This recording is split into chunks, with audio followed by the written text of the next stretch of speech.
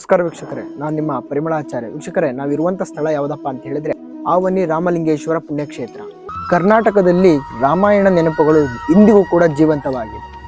ಯಾವ ರೀತಿಯಪ್ಪ ಅಂತ ಹೇಳಿದ್ರೆ, ಕೆಲವು ಪವಿತ್ರ ಕ್ಷೇತ್ರಗಳು ಅಂದರೆ ಅವುಗಳಲ್ಲಿ ಒಂದು ಕ್ಷೇತ್ರ ಇತಿಹಾಸ, ಪುರಾಣ ಹಾಗೂ ಭಕ್ತಿ ಶಕ್ತಿ ಆಗಿರ್ಬೋದು. ಈ 4 ಸ್ಥಳದಲ್ಲೂ ಕೂಡ ಒಂದಾಗಿರುವಂಥ ಅಪರೂಪವಾಗಿರುವಂಥ ಕ್ಷೇತ್ರ ಅಂತ ಹೇಳಿದ್ರೆ ತಪ್ಪಾಗೋದಿಲ್ಲ. ಯಾವುದಪ್ಪ ಅಂತ ಹೇಳಿದ್ರೆ, ಕೋಲಾರ ಜಿಲ್ಲೆಯ ಮುಳುಬಾಗಿಲಿನಿಂದ ಸುಮಾರು 12 ಕಿಲೋಮೀಟರ್ ಒಳಭಾಗದಲ್ಲಿರುವಂತಹ ಆವನಿ ರಾಮಲಿಂಗೇಶ್ವರ ಸ್ವಾಮಿ ಪುಣ್ಯಕ್ಷೇತ್ರ. ಇದು ಕೇವಲ ಶಿವನ ದೇವಸ್ಥಾನ ಮಾತ್ರವಲ್ಲದೆ ಇದು ರಾಮಾಯಣದ ಕಥೆಗಳಲ್ಲಿ ಬೆರೆಸಿಕೊಂಡಿರುವಂತಹ ಲವಕುಶರ ಜನ್ಮಸ್ಥಳ ಕೂಡ ಆಗಿದೆ. ಹಾಗೆ ಸೀತಾಮಾತೆಯ ವನವಾಸದ ನೆನಪುಗಳು ಇಂದಿಗೂ ಕೂಡ ಈ ಪುಣ್ಯಕ್ಷೇತ್ರದಲ್ಲಿ ಉಳಿದುಕೊಂಡಿದೆ. ಹಾಗಾದ್ರೆ ಈ ದೇವಾಲಯ ಯಾವುದಪ್ಪ, ಈ ದೇವಾಲಯದ ವಿಶೇಷತೆ ಏನು, ಇತಿಹಾಸ ಏನು ಅಂತ ನೀವೇನಾದ್ರೂ ಕಾಯ್ತಾ ಇದ್ರೆ ಈ ವಿಡಿಯೋನ ಸಂಪೂರ್ಣವಾಗಿ ನೋಡಿ ನಮ್ಮ ಚಾನಲ್ನ ಸಬ್ಸ್ಕ್ರೈಬ್ ಮಾಡಿ. ಕೆಳಗೆ ಕಾಣ್ತಾ ಇರುವಂಥ ಯಾವುದೇ ದುಷ್ಟಶಕ್ತಿಗಳ ನಿವಾರಣೆಗಳಿಗಾಗಿರ್ಬೋದು, ನಿಮ್ಮ ಯಾವುದೇ ಸಮಸ್ಯೆಗಳಿಗಿದ್ರೂ ಕೂಡ ಕೆಳಗೆ ಕಾಣ್ತಾ ಇರುವಂಥ ನಂಬರ್ಗೆ ಕರೆ ಮಾಡ್ಬೋದು.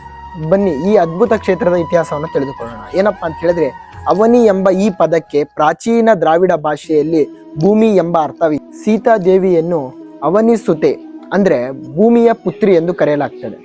ಆದ್ರಿಂದಲೇ ಈ ಕ್ಷೇತ್ರಕ್ಕೆ ಅವನಿ ಎಂಬ ಹೆಸರು ಬಂದಿದೆ. ರಾಮಾಯಣದ ಉತ್ತರಖಂಡದ ಪ್ರಕಾರವಾಗಿ, ಪುರಾತತ್ವ ಇಲಾಖೆಯ ಪ್ರಕಾರವಾಗಿ ಈ ದೇವಸ್ಥಾನವಾಗಿ 10ನೇ ಶತಮಾನದಿಂದ ಬಂದಿರುವಂತ ದೇವಸ್ಥಾನವಾಗಿ. ಈ ದೇವಾಲಯದ ಒಳಭಾಗದಲ್ಲಿ ನೀವು ಬರ್ತಾ ಹೋದಂತೆ ವಿಜಯನಗರ ಸಾಮ್ರಾಜ್ಯ ಮತ್ತು ನೋಳರ ಸಾಮ್ರಾಜ್ಯದ ಶಿಲ್ಪಕಲೆಗಳು ಮತ್ತು ವೈಶಿಷ್ಟ್ಯತೆಗಳನ್ನು ನೀವು ಕಾಣಬಹುದು. ಕಲ್ಲಿನ ಕಂಬಳ ಮೇಲಿರುವಂತಹ ಸೂಕ್ಷ್ಮವಾದ ಕೆತ್ತನೆಗಳನ್ನು ನೋಡಬಹುದು. ಹಾಗೆ ಆನೆ, ಸಿಂಹ, ಯಾಳಿ ಮತ್ತು ವಿವಿಧ ದೇವತೆಗಳ ಶಿಲ್ಪಕಲೆಗಳನ್ನು ನೀವು ನೋಡಬಹುದು. ಹಾಗೆ ನೋಡ್ತಾ ಬಂದಂತೆ ಸುಂದರವಾದ ನವರಂಗದ ಮಂಟಪ ಕೂಡ ನೀವು ಇಲ್ಲಿ ಕಾಣಬಹುದು. ಗರ್ಭಗುಡಿಯ ಮುಂಭಾಗದಲ್ಲಿರುವಂತಹ ಗಂಭೀರವಾದ ವಾತಾವರಣ ನೋಡ್ಲಿಕ್ಕೆ ಎಷ್ಟೋ ಕಣ್ಣುಗಳು ಸಾಲದು. ಹಾಗೂ ಇಲ್ಲಿನ ಶಿವನ ದರ್ಶನ ಮಾತ್ರವಲ್ಲದೆ ರಾಮಾಯಣದ ಪ್ರತಿಯೊಂದು ನೆನಪು ಜೀವಂತವಾಗಿದೆ. ಅವನಿ ಬೆಟ್ಟದಲ್ಲಿ ಸೀತಾಮಾತೆಯು ದೇವಾಲಯ, ವಾಲ್ಮೀಕಿಯ ಆಶ್ರಮ ನೆನಪುಗಳು, ಲವಕುಶ ಬೆಟ್ಟ ಇಲ್ಲಿವೆ.